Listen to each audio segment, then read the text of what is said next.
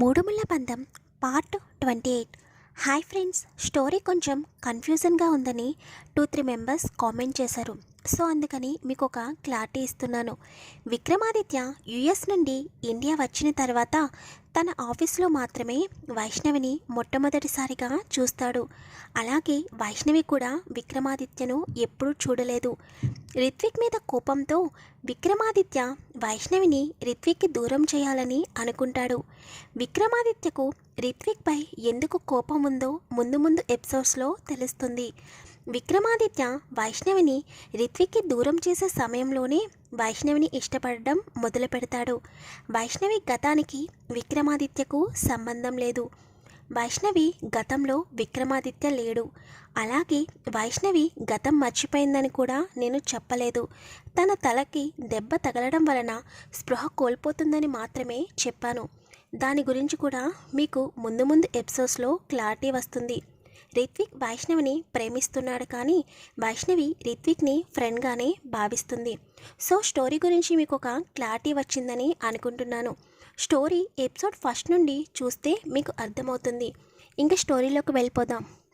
విక్రమ్ తన కలల ప్రపంచం నుండి బయటకు వచ్చి ఎదురుగా ఉన్న వైష్ణవిని చూస్తాడు. ఇదేంటి, నేను వైష్ణవి వచ్చిందని కూడా తెలుసుకోలేనంతగా ఉన్నానా అని తన మీద తనకే ఆశ్చర్యం వేస్తుంది. వైష్ణవి సీరియస్గా వర్క్ చేస్తుంటే మీటింగ్లో ఏం జరిగింది వైష్ణవి అని అడుగుతాడు విక్రమ్. ఏమీ లేదు సార్, ప్రాజెక్ట్ గురించి ఏమైనా డౌట్స్ ఉన్నాయేమో అందరికీ మళ్ళీ ఒకసారి ఎక్స్ప్లెయిన్ చేశాను. ఏమైనా డౌట్స్ ఉంటే వెంటనే మెయిల్ పంపించమన్నాను అని చెప్పి మళ్ళీ ల్యాప్టాప్లో తలదూరుస్తుంది. విక్రమ్కి అప్పుడు గుర్తుకు వస్తుంది, ఇద్దరు రెస్టారెంట్కి వెళ్ళారు కానీ టిఫిన్ చేయలేదు అని. టైం చూస్తే అప్పటికే 12:30 అవుతుంది. విక్రమ్ క్యాంటీన్కి కాల్ చేసి ఫుడ్ తీసుకురమ్మని చెబుతాడు. హాఫ్ అన్ అవర్ తర్వాత క్యాంటీన్ పర్సన్ ఫుడ్ తీసుకుని విక్రమ్ ఛాంబర్లోకి అడుగు పెడతాడు. విక్రమ్ ఫుడ్ సైడ్ పెట్టమని సైగ చేయగానే ఫుడ్ అక్కడ పెట్టేసి వెళ్ళిపోతాడు. అప్పటికి కూడా వైష్ణవి చాలా సీరియస్గా వర్క్ చేస్తూనే ఉంటుంది. వైష్ణవి చేసిన వర్క్ చాలు, మార్నింగ్ నుండి ఏమీ తినలేదు, వెళ్ళి హ్యాండ్ వాష్ చేసుకుంటా, లంచ్ చేద్దాం అని అంటాడు విక్రమ్. నాకు ఆకలిగా లేదు, మీరు తినేసేయండి అని అనగానే విక్రమ్ స్పీడ్గా చైర్ నుండి లేచి వైష్ణవి దగ్గరికి వచ్చి, ఇప్పుడు వాడు నిన్ను చీట్ చేశాడని నువ్వు వాడి కోసం పస్తులు ఉండాలని అనుకుంటున్నావా? దానివల్ల నువ్వేం సాధిస్తావు అని కోపంగా అడుగుతాడు విక్రమ్. మరి మీరు కూడా రిత్విక్ నాతో క్లోజ్గా ఉంటున్నాడని మిమ్మల్ని మీరెందుకు గాయపరుచుకున్నారు అని అడగగానే విక్రమ్ షాక్ అవుతాడు.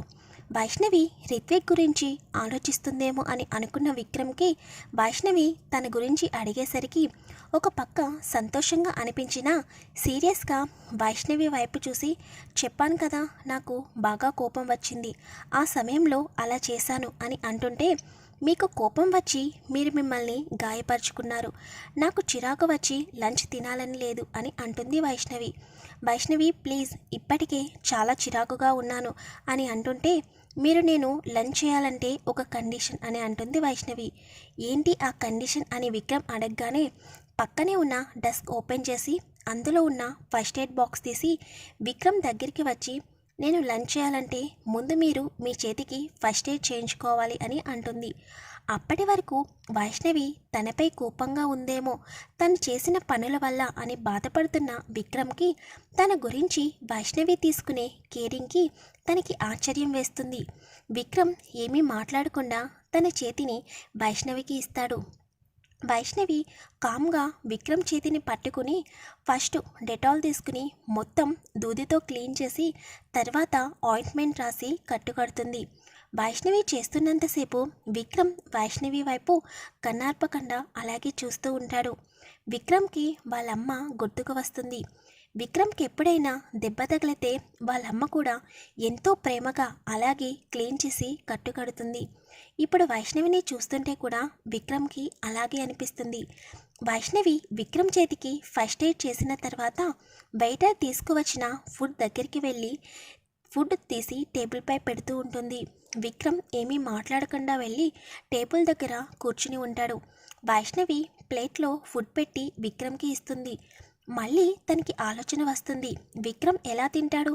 చేతికి గాయం అయింది కదా అని ఆలోచిస్తూ స్పూన్ తీసుకుని విక్రమ్ ప్లేట్లో పెట్టి ఇస్తుంది. విక్రమ్కి వైష్ణవి చేస్తున్న ప్రతి పని ఎంతో కేరింగ్గా అనిపిస్తుంది. ఏమీ మాట్లాడకుండా వైష్ణవి ఇచ్చిన ప్లేట్ తీసుకుని స్పూన్తో ఫుడ్ తింటూ ఉంటాడు. వైష్ణవి కూడా ప్లేట్లో ఫుడ్ పెట్టుకుని తింటూ ఉంటుంది. విక్రమ్ వైష్ణవి వైపు చూసి, వైష్ణవి నాపై కోపం తగ్గిందా అని అడుగుతాడు. వైష్ణవి ఆశ్చర్యంగా విక్రమ్ వైపు చూస్తుంది. ఎందుకంటే విక్రమ్ని చూసినప్పుడు మొట్టమొదటిసారిగా విక్రమ్ ఎంతో గంభీరంగా సీరియస్గా ముఖంలో చిరునవ్వు కూడా లేకుండా కనిపించిన విక్రమ్కి ఇప్పుడు తను ఎదురుగుండా విన్న విక్రమ్కి ఎంతో పోలిక కనిపిస్తుంటే అలాగే చూస్తూ ఉంటుంది.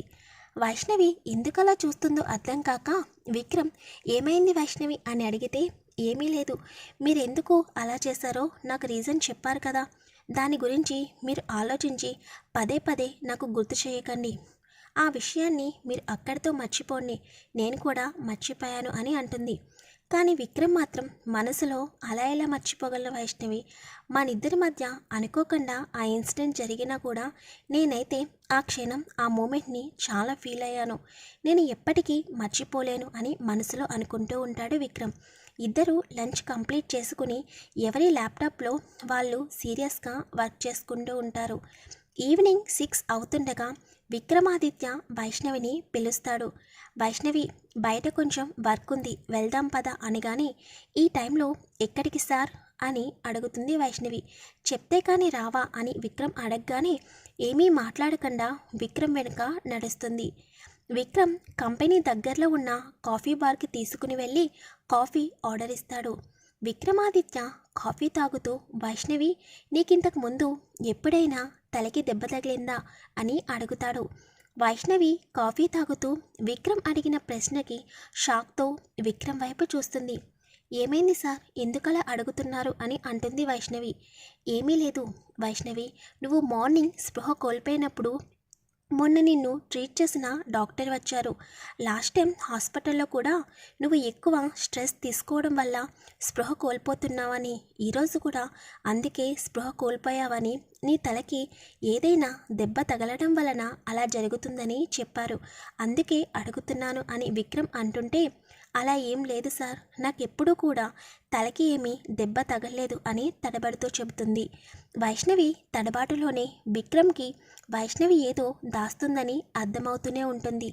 ఎలాగైనా వైష్ణవి గురించి తెలుసుకోవాలని అనుకుంటాడు. అయినా నిన్న స్పృహ కోల్పోయినప్పుడు ఆఫీస్కి డాక్టర్ వచ్చారా, ఆ విషయం నాకు తెలియలేదు అని అంటుంది వైష్ణవి. నువ్వప్పుడు స్పృహలో లేవు వైష్ణవి, డాక్టర్ వచ్చి ఇంజెక్షన్ చేసి వెళ్ళిపోయారు అని చెబుతాడు. ఇంకా వైష్ణవి విక్రమాదిత్య కాఫీ కంప్లీట్ చేసుకుని మళ్ళీ విక్రమ్ కార్ స్టార్ట్ చేస్తాడు. విక్రమ్ అప్పటికే రిత్విక్ గురించి చిరాకుగా ఉండడం వలన విక్రమాదిత్యతో ఏమీ మాట్లాడకుండా సీటు వెనక్కి వాలి కళ్ళు మూసుకుని పడుకుంటుంది. ఆఫీస్లో మార్నింగ్ నుండి వర్క్ చేయడం వలన వైష్ణవి రెస్ట్ తీసుకుంటుందని విక్రమ్ కూడా ఏమీ మాట్లాడు. ఒక 1 అవర్ తర్వాత విక్రమ్ వైష్ణవి ఇంటికి తీసుకువెళ్తాడు. కార్ ఆపి వైష్ణవిని నిద్రలేపుతాడు. ఆఫీస్కి వచ్చిందేమో అనుకున్న వైష్ణవి బయటకు చూస్తే తన హౌస్ కనిపిస్తుంది. ఇప్పుడు విక్రమ్ హౌస్కి ఎందుకు తీసుకొచ్చాడో అర్థం కాక విక్రమ్ వైపు చూస్తుంది వైష్ణవి. విక్రమ్, కారు దిగు వైష్ణవి, లోపలికి పద అని అంటాడు. వైష్ణవి విక్రమ్తో కలిసి ఇంటి లోపలికి వెళ్ళగానే విక్రమ్ సోఫాలో కూర్చుని, ఒక 1 వీక్కి సరిపోయే డ్రెస్సెస్ అలాగే నీకు కావాల్సిన థింగ్స్ అన్నీ ప్యాక్ చేసుకో, నీకు ముందే చెప్పాను కదా, అక్కడి నుండి ఇంత దూరం రావాలంటే చాలా కష్టం, జర్నీకి అప్ అండ్ డౌన్ 2 అవర్స్ పడుతుంది అని చెబుతాడు విక్రమ్.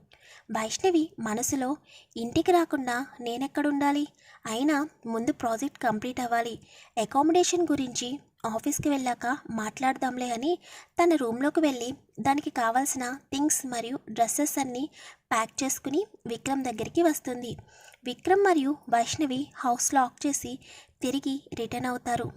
వైష్ణవి, విక్రమ్ సార్, మీకు రిత్విక్ గురించి ఎప్పుడు తెలిసింది అని అడుగుతుంది. విక్రమాదిత్య ఏమీ మాట్లాడకుండా డ్రైవ్ చేస్తూనే ఉంటాడు. విక్రమ్కి చెప్పడం ఇష్టం లేదని అర్థం చేసుకున్న వైష్ణవి ఏమీ మాట్లాడకుండా ఉంటుంది. కొంత సమయం తర్వాత విక్రమ్ ఒక ఫ్లాట్ ముందు కారు ఆపుతాడు. విక్రమ్ కారు దిగి వైష్ణవి వైపు చూస్తాడు. వైష్ణవి కూడా కారు దిగి విక్రమ్ని అనుసరిస్తుంది. తర్వాత విక్రమ్ వైష్ణవిని ఫ్లాట్కి తీసుకువెళ్ళి, ఇప్పటి నుంచి నువ్వు ఈ ఫ్లాట్లోనే ఉండాలి, నీకు కంపెనీ ప్రొవైడ్ చేస్తుంది అని చెబుతాడు. వైష్ణవి ఫ్లాట్ని చూసి షాక్ అవుతుంది. అది డబుల్ బెడ్రూమ్ ఫ్లాట్, చాలా పెద్దదిగా కనిపిస్తుంది. వైష్ణవి విక్రమ్ వైపు చూసి, ఇంత పెద్దది ఎందుకు సార్, ఉండేది నేను ఒక్కదాన్నే కదా అని అంటుంది. మరి విక్రమాదిత్య ఏం చెబుతాడో టుమారో ఎపిసోడ్లో తెలుసుకుందాం. ప్లీజ్ వీడియోని లైక్ చేయండి, షేర్ చేయండి, ఛానల్ని సబ్స్క్రైబ్ చేసుకోండి. అలాగే స్టోరీ ఎలా ఉందో ప్లీజ్ కామెంట్ చేయండి.